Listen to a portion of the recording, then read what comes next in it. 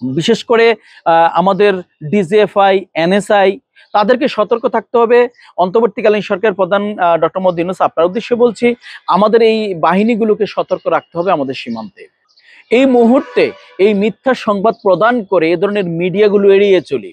কোনো সংবাদের দেখি যেন আমরা কোনো সিদ্ধান্ত না নিয়ে ফেলি। আমাদের সতর্ক থাকতে হবে, সজাগ থাকতে হবে, আমাদের আইন শৃঙ্খলা রক্ষাকারী বাহিনীদেরকে সজাগ রাখতে হবে।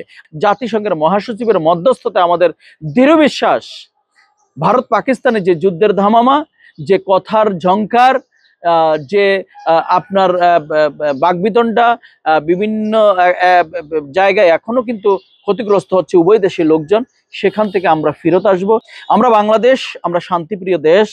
1971 সালের পরেই আমরা আমাদের যে পররাষ্ট্র নীতি, কারো সাথে শত্রুতা নয়, কারোর সাথে বৈরিতা নয়, সবার সাথেই বন্ধুত্ব সম্পর্ক, এটা নিয়ে কিন্তু আমরা আছি এবং আমরা এভাবেই আমাদের পররাষ্ট্রনীতি তৈরি হয়েছে।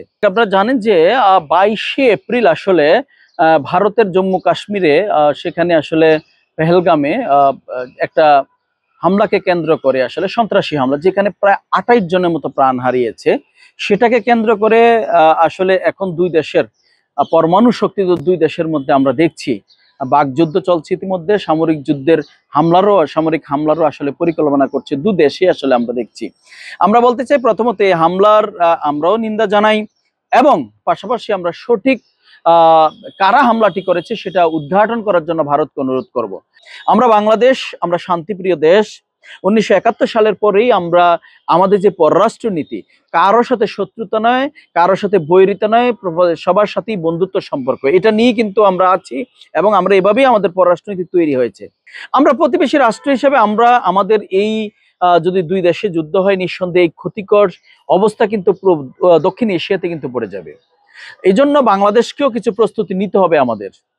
বিশেষ করে আমাদের ডিজিএফআই, এনএসআই তাদেরকে সতর্ক থাকতে হবে। অন্তর্বর্তীকালীন সরকার প্রধান ডক্টর মোহাম্মদ ইউনূস, আপনার উদ্দেশ্যে বলছি, আমাদের এই বাহিনীগুলোকে সতর্ক রাখতে হবে আমাদের সীমান্তে। আমাদের সাথে ভারতের, পাকিস্তানের, প্রত্যেকটি দেশের সাথে আমাদের অর্থনৈতিক, সামাজিক, সাংস্কৃতিক আদান প্রদান আছে, আমাদের ব্যবসা বাণিজ্যের সম্পর্ক আছে। দুই দেশ যদি যুদ্ধ বাঁধে তাহলে আমাদের কি করণীয়, এই জিনিসগুলো কিন্তু আগে থেকেই আমাদের ঠিক করে রাখতে হবে। আমাদের থিঙ্ক ট্যাঙ্কদের নিয়ে কিন্তু সিদ্ধান্ত নিতে হবে। আমাদের পররাষ্ট্র, আমাদের বিভিন্ন দেশের সাথে কমিউনিকেশন বাড়িয়ে কিভাবে উভয় দেশের কথা বলে আসলে এটা সমাধান করা যায় সেদিকে আমাদের এগোতে হবে। পাশাপাশি আমি আজকের এআই এর যুগে যেটা ঘটছে, আসলে আর্টিফিশিয়াল ইন্টেলিজেন্সের যুগে যেটা ঘটছে, আপনারা জানেন যে মিথ্যা সংবাদও কিন্তু আপনার তৈরি করে ফেলছে মুহূর্তের মধ্যে। এজন্য এই ভারতীয় বিভিন্ন মিডিয়াগুলো আমরা দেখছি ইতিমধ্যে তারা কিন্তু অশোভন এবং মিথ্যা সংবাদ প্রচার করছে। আমাদের সরকারকে এই জিনিসগুলো কিন্তু আমাদের জনগণের উদ্দেশ্যে সচেতন করা দরকার, যে আমরা যেন এই মুহূর্তে এই মিথ্যা সংবাদ প্রদান করে এ ধরনের মিডিয়াগুলো এড়িয়ে চলি। কোনো সংবাদের দেখি যেন আমরা কোনো সিদ্ধান্ত না নিয়ে ফেলি। আমাদের সতর্ক থাকতে হবে, সজাগ থাকতে হবে, আমাদের আইন শৃঙ্খলা রক্ষাকারী বাহিনীদেরকে সজাগ রাখতে হবে। আগামী দিনে যেন এই ভারত পাকিস্তানের এই যে যুদ্ধের দামামা, এখানে এর মাধ্যমে যেন আমাদের রাষ্ট্রের জন্য কোনো ক্ষতি না হয় এবং আমরা যেন আমাদের বক্তব্য দেওয়ার ক্ষেত্রেও আমাদের দায়িত্বশীল ব্যক্তিবর্গ, রাজনৈতিক ব্যক্তিবর্গ কিন্তু সচেতন থাকতে হবে। খুব পুঙ্খানুপুঙ্খভাবে আমাদের এগিয়ে যেতে হবে, আমাদের জন্য ক্ষতি না হয় কোনো দিক দিয়ে, সবসময় সতর্ক থাকতে হবে। এই বিষয়টি আসলে সর্বসাকুল্যের অন্তর্বর্তীকালীন সরকারকে খেয়াল রাখতে হবে এবং জাতিসংঘের মহাসচিবের মধ্যস্থতায় আমাদের দৃঢ় বিশ্বাস, ভারত পাকিস্তানের যে যুদ্ধের ধামামা, যে কথার ঝংকার, যে আপনার বাকবিতণ্ডা, বিভিন্ন জায়গায় এখনো কিন্তু ক্ষতিগ্রস্ত হচ্ছে উভয় দেশের লোকজন, সেখান থেকে আমরা ফেরত আসব।